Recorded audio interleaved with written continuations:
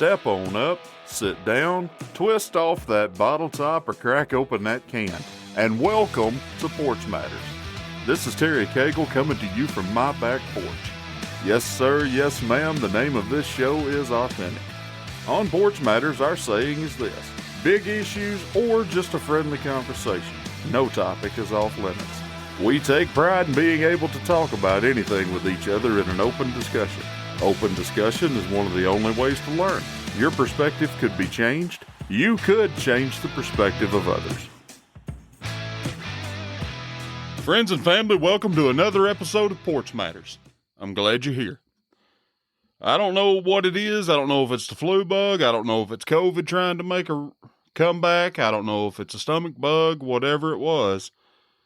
But I tried to get sick the last couple of weeks. Luckily, nothing tested positive for flu, nothing tested positive for COVID. But I've been a little under the weather. Luckily, it sounds to me and feels to me like I'm coming out of it, so hopefully everybody else has been dodging that bullet. If you happen to be listening to this and been fighting it, if you haven't went to the doctor, go to the doctor, get checked out. Hopefully they can give you some medicine to help you get over it quick. I've got a really good conversation coming your way.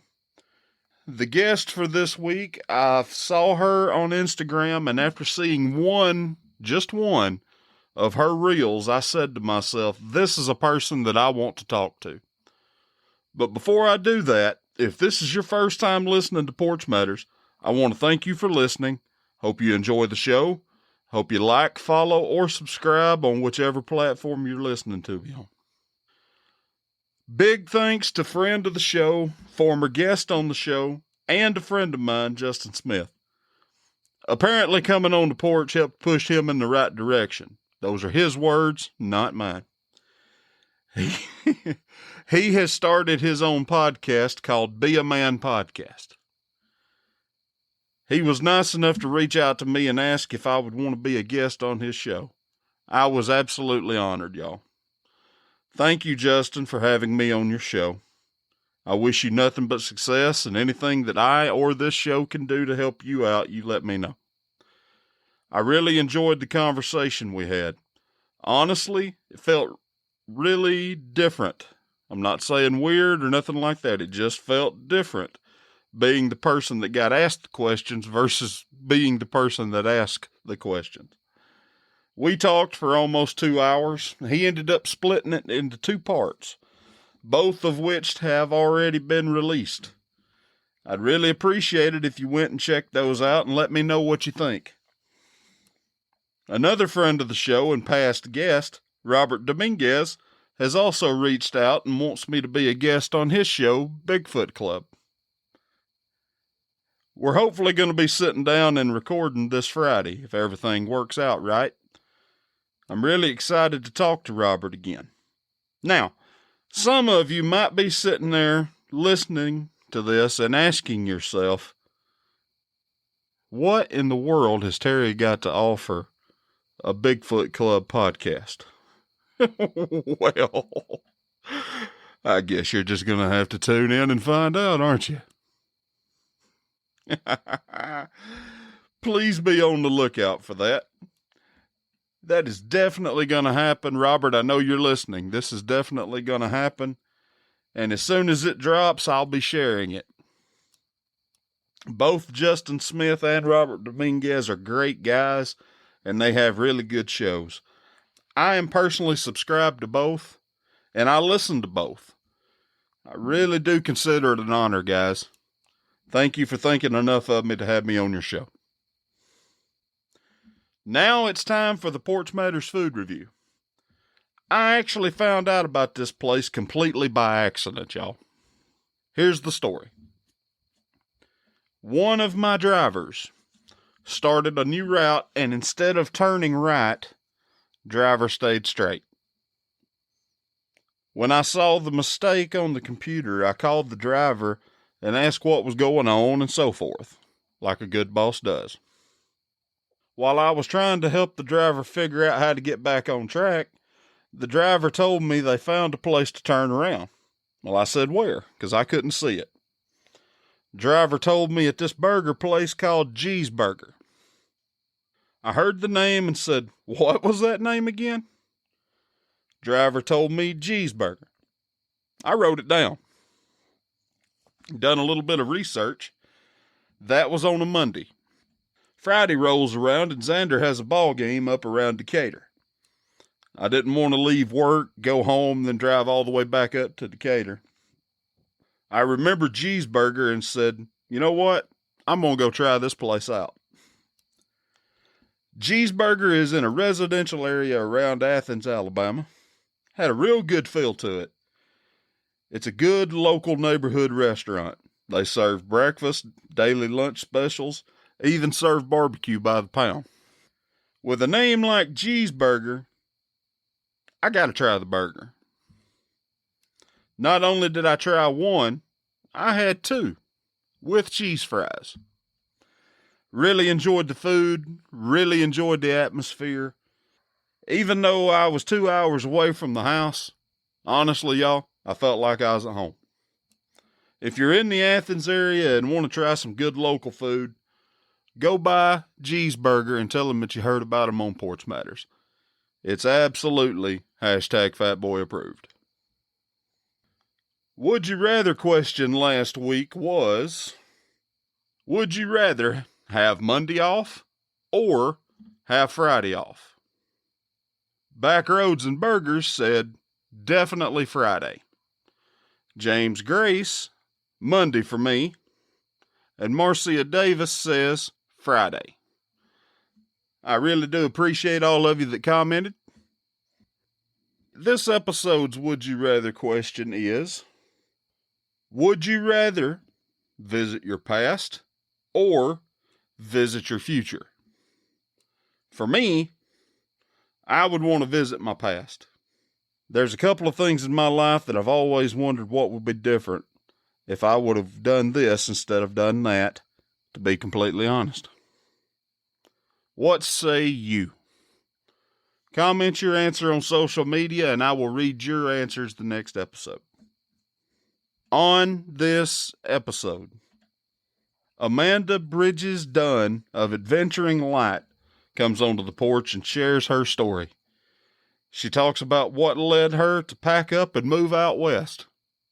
She talks about what drove her to start Adventuring Light and what got her into exploring caves. Amanda, I really do appreciate you coming onto the porch. Really looking forward to future conversations with you. We didn't do nothing but scratch the surface.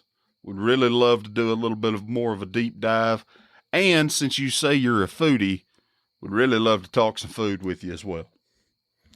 Without further ado, let's get started. Amanda Bridges Dunn, Adventuring Light. Welcome to the porch, ma'am. How are you? I'm great. Thank you. Thank you for having me. How's the weather? It is raining here. It's dreary. Not great adventure weather unless we're underground. And then it's fine. I understand. Although some rainstorms could be adventurous. You're right. Absolutely. I mean, it's still more fun to, stay somewhat dry and not have to wipe rain off my glasses or my lens. Definitely understand. I've always loved a good storm. I always wanted to be a storm chaser, but I think I'm a little bit past my No, it's here. never too late to chase your dreams or storms. Never too late. Well, I'm definitely chasing a dream here, as are you, and we're going to get to that here in just a second. But, as far as storms, I've said this in a previous podcast before, but I used to actually sit in front of a TV and act like I was a meteorologist, and Twister was always one of my favorite shows to watch. I always wanted to be Bill Pullman. That's another story, I guess. Sounds dangerous. I guess.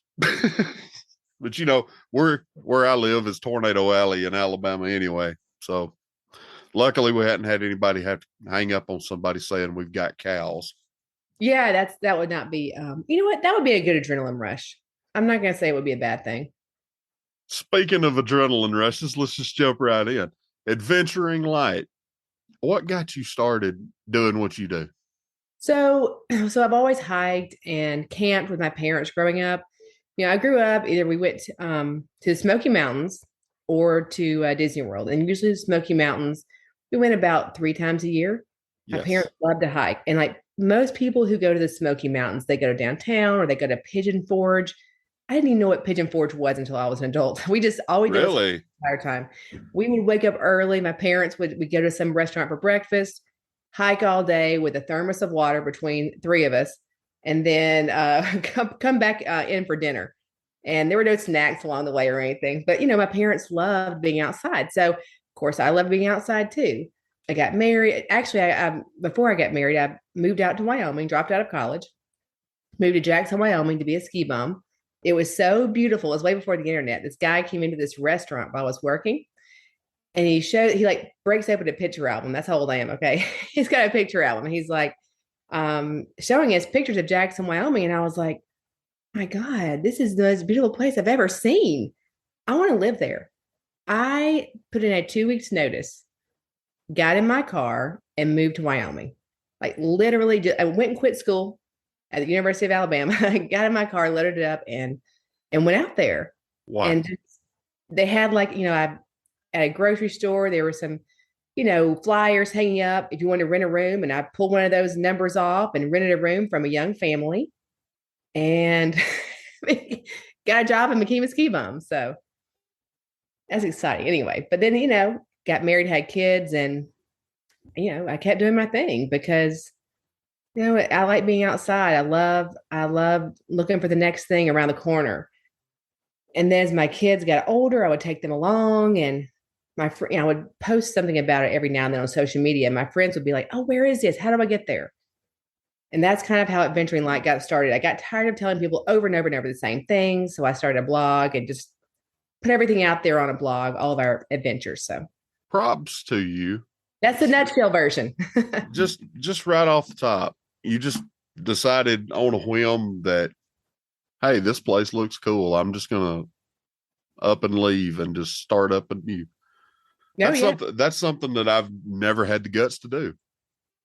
Oh, So when you're young and you don't have anything to lose, it's not that scary. You just think, well, I'm waiting tables here and going to school, which, okay, we probably shouldn't have dropped out of college, right? But I did go back and finish later. So, I'm not even gonna say that. I look at it this way. As somebody that has always what ifed himself out of a lot of situations, props to you, honestly. yeah, it was fun. I'm serious. Props to you. You had the guts and to just say, screw it. Yeah, I'm gonna do what I want to do. So, absolutely. Much respect to you for that. thanks. Yep. It's never too late, too. People like the whole van life thing. That's all the rage right now. People quitting their jobs and going living out of a van. Sounds very appealing, but I'm not there yet. So did you just start out chasing waterfalls like the TLC song Yeah, or or what? As pretty. far I guess so. When my kids were little, I just didn't. We did things a lot, but I just didn't post about it. Like I didn't think anyone would be interested in it. But it's what I've always done. It was very normal to me. But one summer, I guess it's several years ago, maybe 6 or 7 years ago. We just gotten through a really hard season of life, and I was like, you know what? I'm going to be off work for the entire summer. Well, almost into like 2.5 months. I said, you know what, we're gonna get in the car and we're just gonna go look for every waterfall in Alabama. That'll be something fun we can do that didn't cost a lot of money. I was like pretty broke that summer, and didn't need to be doing a lot. So we would just pack some PBJs and hit the road, and I would get on the internet and find the next waterfall. And then before we knew it, there were so many waterfalls to find. We were never going to find it in one summer. So it just kind of kept going. have you ventured up into Bankhead National Forest much? I have lived in Bankhead. We have spent so much time in Bankhead. I love it, love it, love it. I actually did put some Bankhead things on my blog that I think are still there. I don't remember if I took them all off or not, but I put things on my blog. Not, I guess I like intellectually I know that people might go there and find things on my blog, and they might go visit these places, right? But you don't really think that that's going to happen a lot, right? So Right. I would start to go back to some of my favorite places that I put on my blog, and I just thought, oh my gosh, there's like signs of people being here, and there used to never be. And so the more that happened in Bankhead, and I'm not saying it's all me, a lot of different things come into play, but Agreed. I was like, gosh, I don't know if I want to put my favorite places on my blog anymore. I don't want to share every little thing. So anyway, I've been to a lot, a Boundaries. lot. Don't post about it a lot. Yeah. Yeah, I get it. You kind of want to keep something sacred.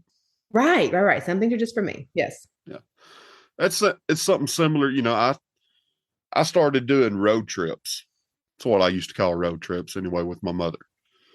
My dad got sick there in 2008, and he had what they call transverse myelitis. He couldn't feel anything from his chest down, and he pretty much stayed in the bed a lot. So that caused my mother to have to stay at home a lot to take care of him and this, that, and the other. Over the course of a little while, after he passed away in 2012, I said to myself, and I told my mother that anything and everything that she wanted to do or see, I was going to try and make sure it happens. So we would literally, just for stuff to do, just to get out of the house or whatever. She was huge on Food Network. We would watch shows like drive-ins or diners, the Guy Fieri show, the triple D, something like that. Yeah. Yes, we would see those, or we'd see Robert Irvine's show where he takes over restaurants and fixes them up, blah, blah, blah. Anything that was in driving distance that we thought would be cool to go check out, we'd do it. And that's what we'd call road trips. Fun. At one point in time, if I could have figured out how to do a blog at that point in time, I would have probably started a blog just on that.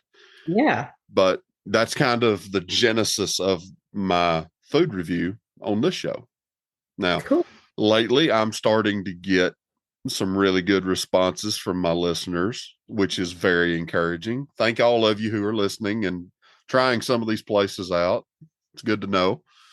So, I can definitely understand what you're saying. There has been a few of my favorite places that I have not done a review on yet. And part of it would be because of that. Yeah, you hesitate. I know it changes things. I'm a big foodie too. We'll have to talk about that later because anyway, I started a separate blog for food. I love food. That's what I went to school for, but I love food too. That's why I'm a fat boy. I could talk about food all day. I love it. Well, this is great. We've got an episode 2 coming. You heard it first right here, folks. Adventuring Light will be back. I'm on the dietetic side of it though. I don't know if you'll like that or not. So what do you mean? I went to school for food and nutrition. Uh-huh. And that's what I work in nutrition now. So like my regular job, no, the non-adventuring light job, she goes to work every day and does child nutrition stuff. What about adult nutrition? Because I've really been trying to watch my weight, and I really have. I've been trying to get back on a small, I hate to use the word diet. It's a cuss word to fat guys, but I know it is. I actually lost somewhere in the neighborhood of 20 something pounds here really recently, but I think I've gained about half of it back this week because I just went crazy. But I've been trying to cut my breads out. I've been trying to cut my pastas out. I've been trying to cut a lot of different things out just to try and eat a little bit cleaner. And I went back to eating garbage, and I've got to get back on my back on my diet. But anyway, I get it. It's hard. It's very hard, especially whenever you're just used to eating whatever, and is what it is. Yeah. Wow. Let's get back on course here. This is great. Waterfalls, caving. Yes. So what led you to go underground? Was it just the fact that you had seen a lot of really cool waterfalls and then you found out that there was more stuff underground? Yes. So actually I went to, I think I saw, well, first of all, naturally in the woods hiking, you see caves. Yes. You eventually want to know what's inside there. You do. Absolutely. So, yeah, that's how I kind of started crawling into some caves, and I don't even know the names of the caves I crawled in where I was there. I won't tell you where they were because they're technically closed caves, but I didn't know that. I'm just a hiker, right? Right. So, and that kind of got me interested. But then I saw, I think I ran across Stevens Gap from a friend's, Facebook feed or something. And I was like, oh my God, this is in Alabama? What? There's a giant waterfall in there. I'm like, well, I'm going there next. So, I did that and I loved it. Loved it. It was very like, of course, I had no helmet on, just had a headlamp and a pair of cutoffs, like literally what people make fun of. Right. That's yeah. Me and a friend went and we checked out that waterfall, and then I went to another waterfall in a cave, and it just kind of went from there. I just wanted to do more. I wanted to see more. I was interested in more than just the waterfall, just exploring. For those of my listeners who might not know where Stevens Gap is, could you at least give a roundabout location Oh of yeah, it's in it? North Alabama. It's in Jackson County, and actually, anyone can get a permit to go there from scci.org. So they're a conservation group who, helps preserve the caves. Okay. We were talking about Bankhead earlier. Have you seen all the big ones like Kinloch, Shangri-La? Every one of them, many times. Which it's really cool because at different times of the year, they look completely different. When there's a heavy rainfall or when it's wintertime, you got a lot more water flowing, completely different than in summertime. So they're worth going to multiple times. Since we're just talking about Bankhead right now, if out of all the waterfalls, and trust me, folks, there are a bunch of waterfalls in Bankhead National Forest. Which one would be your favorite that you don't have put on your privacy list that we were just talking about? Gosh, the favorite one that I will tell you about, I named it Anniversary Falls. It's on my Instagram feed. It's not on my blog, but I told people one of my Instagram posts is still there. Hey, I kind of told them a roundabout way to get there. I mean, you could totally follow these directions and get there. Okay. Okay. And I was like, go find it and send me a picture. No one's done it. It's Really? definitely not a trail. Okay.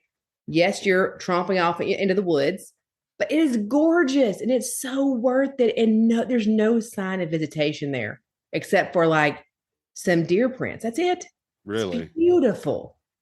Very nice. It's not, I mean, it's a hike to get there, I guess. I'm not going to say it's not, but it's worth it. It's beautiful. It's doable.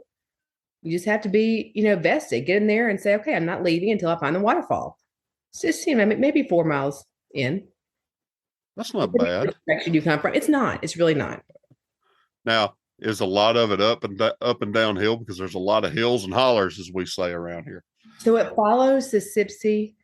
So since it follows the Sipsey Fork, I mean, yeah, there are some, you do have to kind of go up and down a little bit, but it's not bad. It's really not bad. I mean, my husband went with me the first time we found it and he did not complain, not one time. That's huge because he's like, he's a destination guy. He needs to know, like, is there a trail? How long it's going to take? That kind of thing. He just needs to know all the details. Right. Oh, it was a great hike. Just tell him to enjoy the journey. No, you cannot tell someone like that to enjoy the journey. Really? He's a rule follower. He needs to know, he just needs to know the details. Very logical thinker. Well, since you brought up Gatlinburg and everything else, I have just recently started being that person that tries to find some of those trails. I've been up there all my life, but whenever my dad always hated going to the beach, he was always a mountains guy. So whenever we would go on vacation, we would go to Gatlinburg and Pigeon Forge twice a year, usually. Nice. But his thing, he wanted to go to the room. He drove a truck.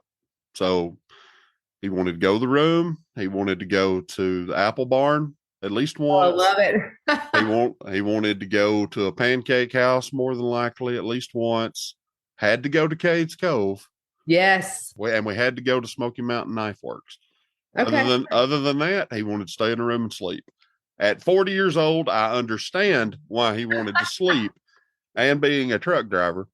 But at the same time, it was just usually me and mom or whoever walking around in the middle of Gatlinburg looking at stuff. So these days, I've been trying to look and see some trails. Is there some really good ones up there that are not on your privacy list that you can share? So I will tell you this. The best. So I've stopped. I don't remember the last time. Probably Alum Cave Bluff is one of my favorites, like actually designated trail. But I look at Google Maps. I pull out Google Maps and I zoom into things that I think look cool. There's some abandoned railroad bridge up there, and some really cool stuff like an abandoned lodge. And if you get Google Maps out and you start zooming in through those woods, you'll find it. And then you just look for a place to park and you just head off into the woods. I mean, be smart, like take Right. maybe take some like water and food with you, but and that's what I do now. And don't feed the bears. Oh, don't feed the bears. Please don't. That would be a mistake. Yes. So I mean, this is how big of a rookie I am on that. I've never once climbed Clingman's Dome. What? Okay, I tell you what. Never have. It's not because I haven't wanted to. It seemed like every other time we went to go attempt it, it was shut down.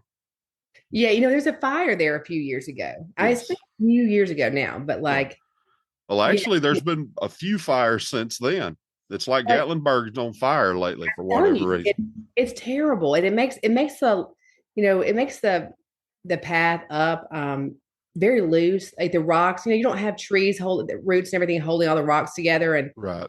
Very loose walking up there, and kind of dangerous, really, very dangerous. But yeah, we'd always go right over the top and go over to Cherokee or wherever. Cherokee, I do too.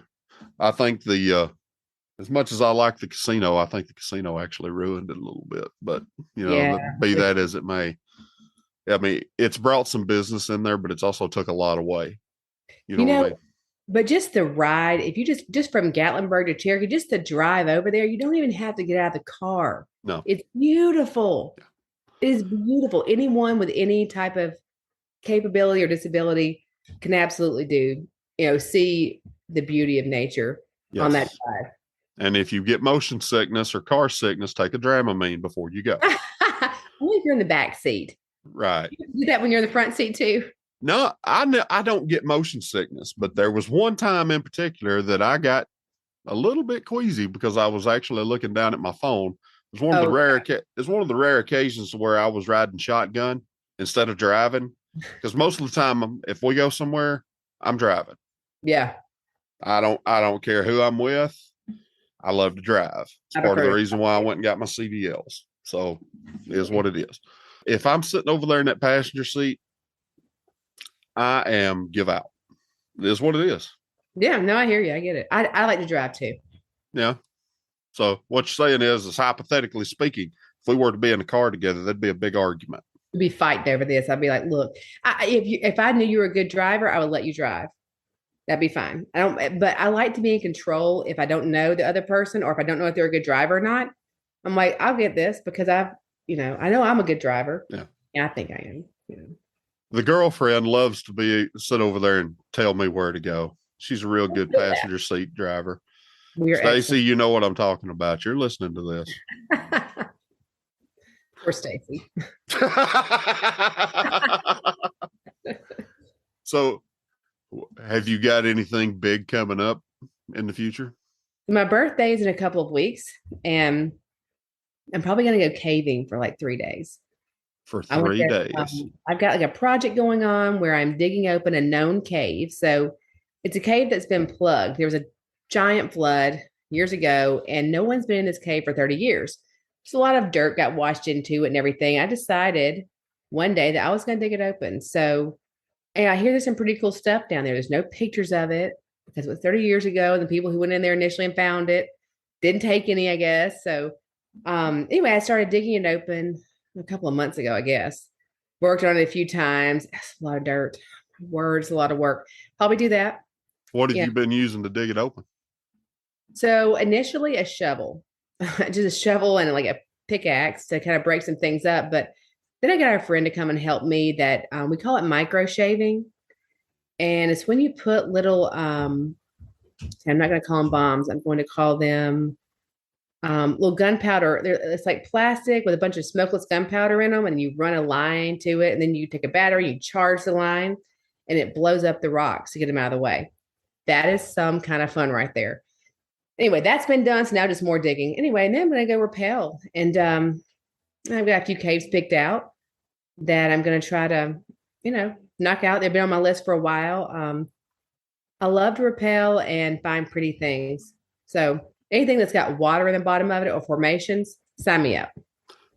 if there's somebody listening to this that might be like, you know what this lady's doing is awesome. I'd like to give it a shot.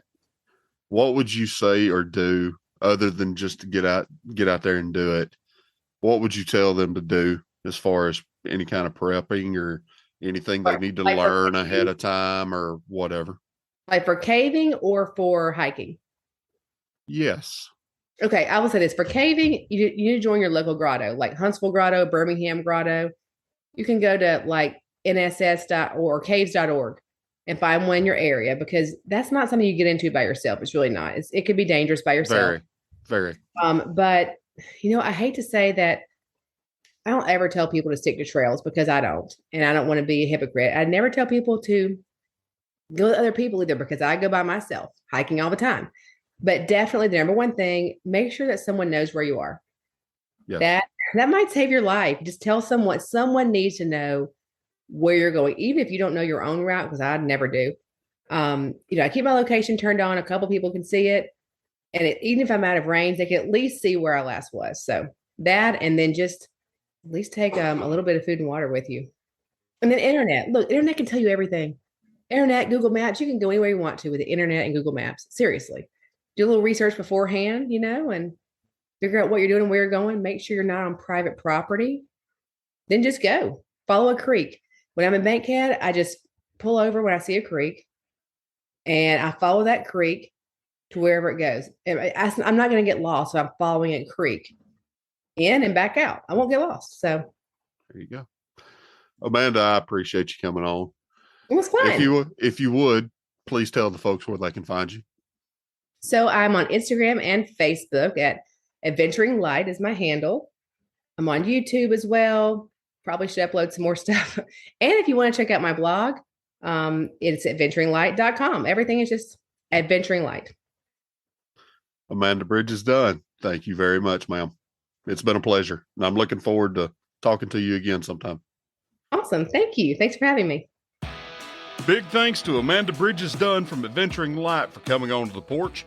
Find her on Facebook, Instagram, and YouTube at Adventuring Light, or check out adventuringlight.com.